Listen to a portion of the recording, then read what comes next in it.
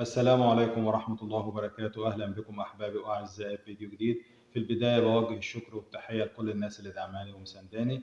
لو أنت بتتفرج عليا لأول مرة يا ريت ما تنساش تعمل اشتراك في القناة وتفعل زر الجرس عشان يصلك كل جديد، ولو أنت من متابعيني ما تنساش اللايك والشير. ويلا بينا نخش بسرعة نشوف موضوع الفيديو بيتكلم عن إيه.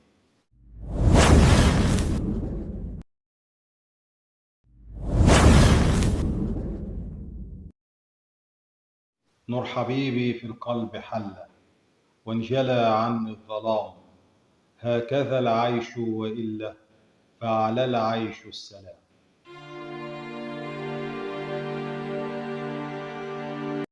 أهلا بكم. الحقيقة الكام فيديو اللي فاتوا أنا كنت بتكلم فيهم عن علم النفس وعن التنمية البشرية. وقلت أعمل لكم فيديو جديد مختلف شوية. نروح بقى يمة الأدب والروايات ونتكلم بقى في مجال الأدب شوية يعني. أنا مش ناقد متخصص في الأدب لكن متذوق يعني إيه للأدب والفن عموما يعني. وبصراحة كنت بقرأ رواية من يومين كده، هي رواية اسمها عندما حل الربيع فؤادي. هي رواية لكاتبة عراقية اسمها نعمة البياتي، وحبيت أشارككم يعني موضوع الرواية. وهي رواية شيقة جدا ورواية جميلة جدا. أحداث الرواية عندنا بتدور في مكانين اتنين، في العراق الوطن الأصلي لبطلة الرواية، وأمريكا لما بتسافر وبتروح أمريكا هناك. بسرعة كده هديكم ملخص سريع عن الرواية. بتبتدي الرواية بمشهد مأساوي، حادث بتفقد فيه فاتن اللي هي بطلة الرواية ديت. هي طفلة عندها 8 سنين أو 9 سنين، بتفقد والدها، بتفقد والدتها، بتفقد أخوها الصغير في حادث، وبتلاقي نفسها في بيت عمها وبيت زوجة عمها وابن عمها. وتقريبا الثلاثة ما بيحبوهاش وبيعاملوها معاملة سيئة جدا يعني، وبيسيبوا ذكريات أليمة عندها لغاية ما بتيجي خالتها من أمريكا. ولما بتعرف إن أختها توفت وكده، وبتيجي تاخد بنت أختها معاها وبترجع على أمريكا. هناك في أمريكا بتلاقي أسرة بديلة، وبتلاقي عائلة ودفء وحنان. خالتها طبعا في مقام والدتها وجوز خالتها، وفي 3 أولاد. فؤاد الكبير ابن خالتها الكبير ده أكبر منها ب15 سنة. هاني وأمير دول مقاربين لها في السن أو أكبر منها بس مش بكتير يعني. وبتبدأ تعيش هناك وتستقر وبتحس بسعادة. لكن السعادة دي ما بتدومش. بيجي جواب من العراق إن في قضية مرفوعة على خالتها، عمها بيتهمها إن هو خالتها اختطفتها يعني، وإن هو الواصي عليها وكده ولازم ترجع العراق. واختصارا للوقت يعني عشان ما اطولش عليكم، بتضطر ترجع للعراق تاني لوحدها.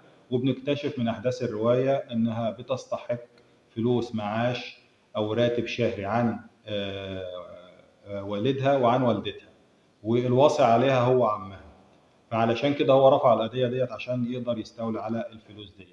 لكن بتلاقي معامله تانية مختلفه خالص بقى، عمها بيعاملها كويس ومرات عمها بتعاملها كويس وابن عمها وكده. لكن طبعا اللي في القلب في القلب يعني، هما بيعملوا كده علشان ياخدوا الفلوس بتاعتها يعني.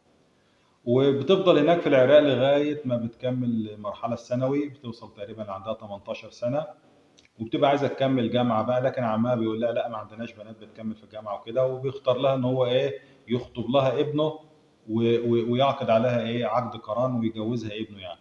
وهي طبعا لا حول لها ولا قوه، برغما عنها بيعملوا عقد قران لها وكده، وهي مستسلمه خالص ومش قادره ترفض. وهي بالليل بيجي لها الجرأة والشجاعة. كان فؤاد ابن عمها بعت معاها لما رجعت العراق، بعت معاها شوية دولارات محوشهم يعني، وقال لها خليهم معاك. الفلوس دي بتاخدها وبتهرب من البيت بالليل، وبمساعدة سائق تاكسي من الحي أو كده يعني يعرفها ويعرف ظروفها، بيقطع لها تذكرة بيوصلها المطار وبترجع أمريكا تاني. بترجع أمريكا تاني بقى، بتروح لخالتها. بس هي راجعة دلوقتي أنثى مكتملة الأنوثة، كانت هناك عندها مثلا 10 سنين وكده، وراجعة دلوقتي راجعة عندها 18 سنة، فاكتملت أنوثتها وبقت إيه فتاة يعني وأنثى ممشوقة القوام يعني. بيشوفها بقى ولاد خالتها من تاني، وفؤاد ابن خالتها الكبير بيحبها وبتبدأ هنا الرواية بتاخد منحى تاني آخر، بيبقى محور الرواية هي فاتن وهو فؤاد. بتفضل بقى 4 سنين بتدرس أدب فرنسي مع فؤاد. هو كان بيدرس برضه في اللغة الفرنسية والأدب الفرنسي، وهو اللي بيدرس لها في الجامعة. وبتنشأ بينهم علاقة حب وكده، لكنها بتفضل متخيلة إنها لسه متجوزة ابن عمها علشان خاطر عقد القران اللي هو كتب هناك، بتخاف تخش في علاقة مع فؤاد أو كده أو تحبه كده علشان خاطر إيه كده يبقى حرام. بياخدها من إيدها وبيروحوا للشيخ مسجد وبيحكوا له الحكايه، فبيقول لها لا انت كده زواج المكره لا يقع، فانت كده تعتبر مش متجوزه ابن عمك ولا حاجه يعني. وبيعقد عليها ايه في نفس اللحظه بيجوزها فؤاد ابن عمها. بعد ما بيتجوز فؤاد وفاتن بيعيشوا حياتهم بقى وبيخلفوا بنت بيسموها فرح. وبتتطور الحياه بينهم لغايه ما بيحصل حادث تعب لوالدته، جلطه، وهو جاي علشان يروح يلحق والدته بيحصل له حادث هو كمان ورجليه بتتكسر. وبتضطر فاتن انها تاخد اجازه من الشغل عشان تقدر تراعيهم، وخصوصا هو يعني. وهي بتكون حامل كمان. وفي مره هو بقى بيبدا يتعصب عليها وكده، وفي مره بيضربها ويحصل لها اجهاض للطفل اللي في بطنها. تضطر بعد كده انها تسيب البيت وتمشي بيت خالتها، وبتروح تطلب الطلاق في المحكمه. والقاضي بيحكم لها بالطلاق. بتفضل عايشه فتره بعيد عن فؤاد. وبعدين بيحصل تطورات وبتلاقي فؤاد قدامها يكون هي تعبانة، وبتلاقيه قدامها في المستشفى وبيرجعوا لبعض تاني. وفي الفترة اللي جاية ديت بيحصل حمل تاني وبيخلفوا ولد بيسموه فارس على اسم أخوها اللي كان توفى هناك في العراق وهي صغيرة، أخوها الصغير. وبتتطور حياتهم تاني. وبعدين خالتها بتموت اللي هي والدة فؤاد. واحد اللي بتيجي بيعزم بتكون واحده صديقه فؤاد من زمان جدا، بتسبب انها يحصل غيره وكده، وبتطلب الطلاق تاني منه. بس المره دي بقى طلاق شرعي في المسجد، بيروحوا للشيخ اللي كان جوزهم قبل كده وبتطلق منه. وبعدين بيفضلوا فتره منفصلين عن بعض. امير اخوه بيطلب ايدها للجواز، ويقول لها ان هو كان بيحبها من زمان، لكن هي كمان بتحب اخوه الكبير فما كانش قادر يطلب ايدها وكده يعني.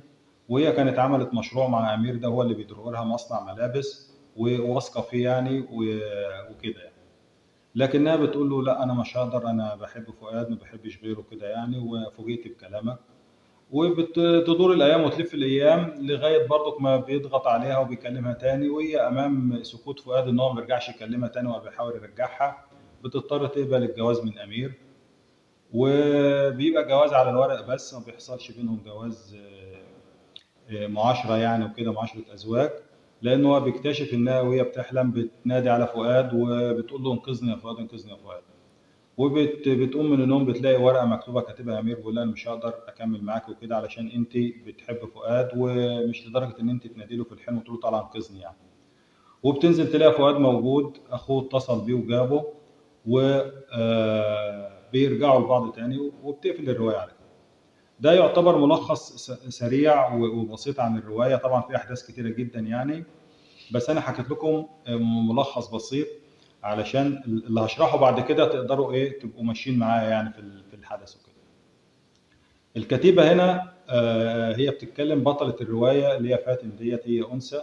هي الكاتبة اللي هي نعمة البياتي عاملة تشريح كامل لانفعالات الأنثى كأنثى في أي مكان في العالم. تحس إن ديت هي موجودة عندك هنا في مصر، موجودة في العراق، موجودة في أي بلد ممكن تلاقيها. تركيبة الأنثى هي في بطلة الرواية اللي هي فاتن دي. زيد على كده بقى إيه الموروث الثقافي والموروث الحضاري والشعبي والديني اللي هي اكتسبته من تأسيسها في البلد العراق، وراح معاها لغاية أمريكا وفضل محاوطها. يعني هنلاقي ده مثلا في بعض مشاهد الرواية، زي وهي لسه عندها 9 سنين أو 10 سنين، ولما راحت أمريكا مع خالتها وكانت بتلبس الأشرب أو الحجاب أو غطاء الرأس أمام ابن خالتها اللي هو فؤاد، مع إنه كان أكبر منها ب15 سنة، وكان بيحب يدلعها كده ويقول لها ده أنا بابا فؤاد وكده يعني. فلما بسألها بقول لها انت حاطه الشرب ده او الغطاء الراس ده على راسك ليه؟ مش مسيبه شعرك ليه؟ فبتقول له لان ماما قالت لي وانا صغيره ما حدش يشوف شعري غير بابا وماما. تبدا هنا تفهم الفكره المسيطره عليها ايه، اللي هي فكره الحلال والحرام. وده موجود عندنا موروث فقهي ديني في معظم البلاد العربيه والبلاد الاسلاميه.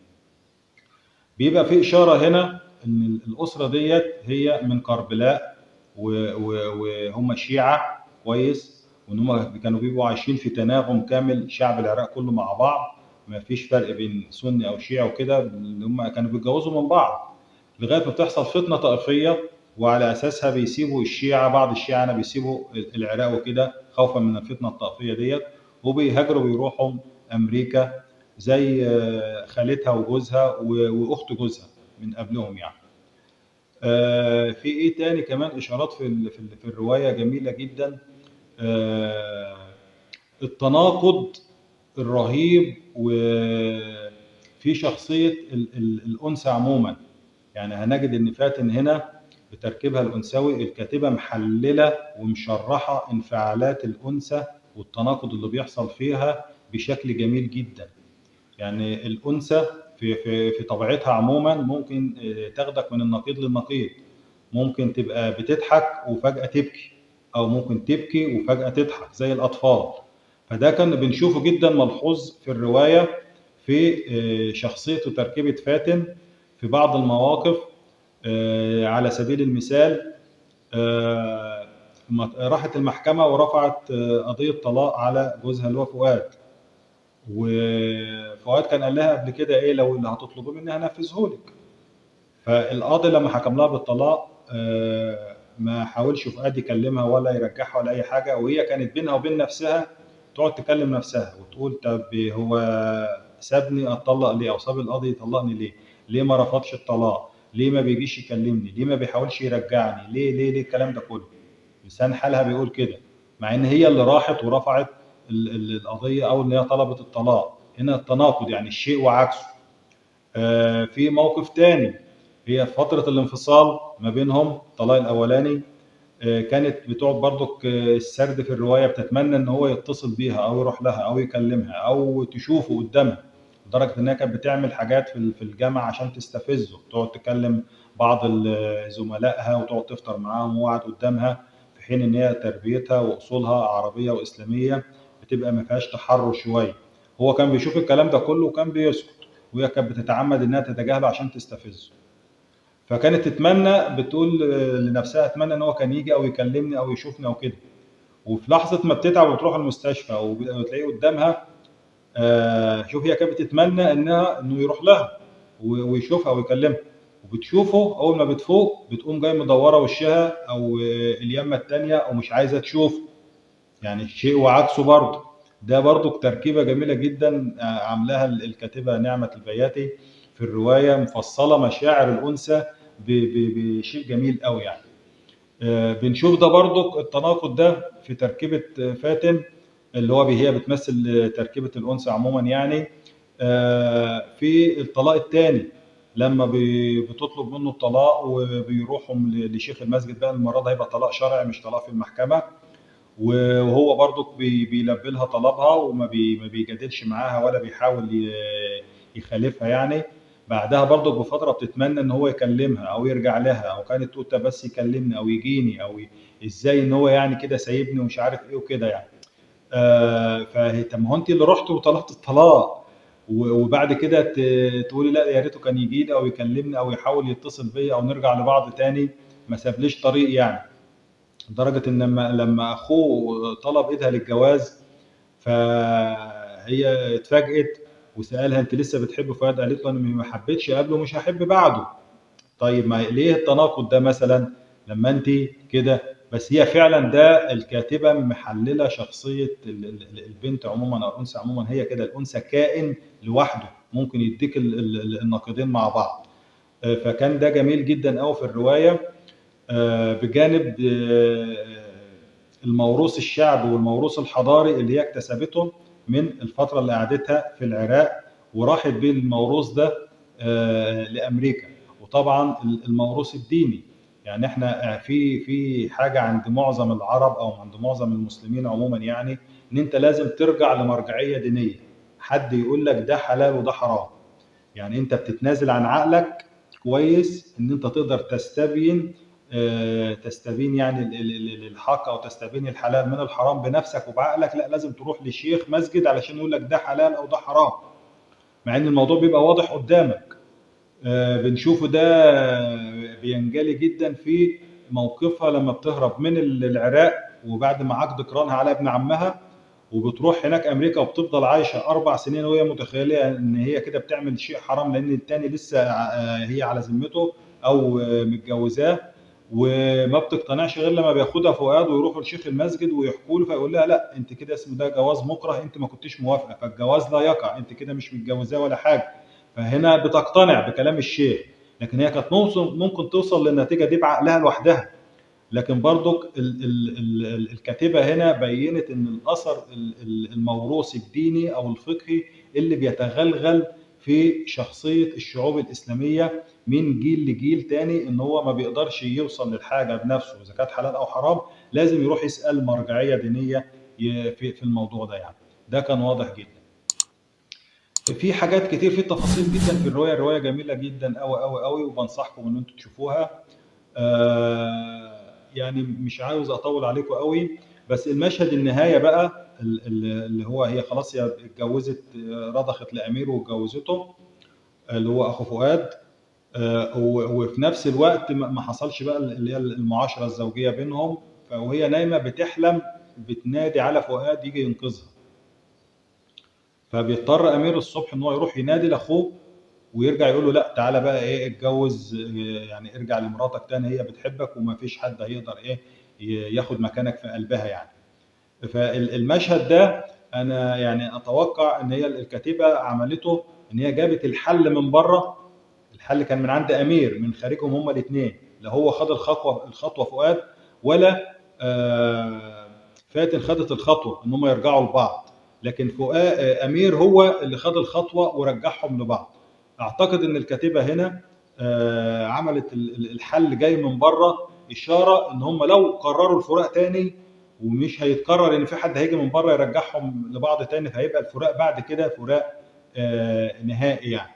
دي حاجه. في حاجه كمان مهمه جدا اللي الكاتبه نعمت عملتها جميله قوي قوي برضو في الروايه، اللي هي فكره التوازن اللي هي كانت بتبقى محتاجه له، وكان فؤاد بيلحقها وبيلبيه في اشاره فيزيائيه او طبيعيه كتوازن وخلل انها ممكن تسقط وتقع، وفي اشاره رمزيه ان وقوعها ده يعتبر الانهيار النفسي او الانهيار الوجداني اللي هيحصل لها. فكان بيجي فؤاد دايما ويلحقها، وهو اللي بيعمل لها التوازن ده. ظهر الموضوع ده في الروايه اكتر من مشهد، كان بيجي لها كوابيس وبالليل وتقوم مفزوعه وبتخرج من الاوضه في حاله ترنح وعدم اتزان، وممكن هتقع من على السلم او من على الدرج، بيجي فؤاد بيلحقها وبيعيد لها التوازن تاني، في اشاره رمزيه ان هو فؤاد ده هو ده الملجا وده الحضن وده الدفء اللي بتلاقيه، واللي بيعيد لها التوازن النفسي والوجداني في حياتها دايما. فهي الرواية جميلة جدا، فيها مشاعر متباينة ومشاعر كتيرة، وفيها حياة إنسانية ممكن تلاقيها في أي بيت وفي أي مكان وفي أي دولة. تجربة إنسانية. أنصحكم فعلا يعني بقراءة الرواية ديت. واللي اكتشفته بقى كمان لما تواصلت مع الكاتبة نعمة البياتي، إنها مش كاتبة أو بتكتب قصة ورواية فقط، إنما إنها رسامة موهوبة جدا جدا ومتميزة في رسم البورتريه. وده حاجة جميلة جدا قوي قوي إن يكون عندها الموهبتين دول، الرسم والكتابة. ولا رواية تانية غير عندما حل الربيع فؤادي، اسمها تأملات رسامة. فأنا بنصحكم فعلا يعني إن أنتم تتابعوا الكاتبة نعمة البياتي. والرواية هي موجودة على موقع فلة ككتاب إلكتروني. وأنا لما تواصلت مع الكاتبة نعمة قالت لي إن شاء الله إن في القريب جدا في نسخ هتتنشر وتبقى موجودة في الوطن العربي كله للي عاوز الرواية يعني. لكن لو أنت عاوزها دلوقتي ككتاب إلكتروني موجودة على موقع فلة، وانا هسيب لك الرابط بتاع الروايه لو عايز تحملها في الديسكريبشن تحت الفيديو.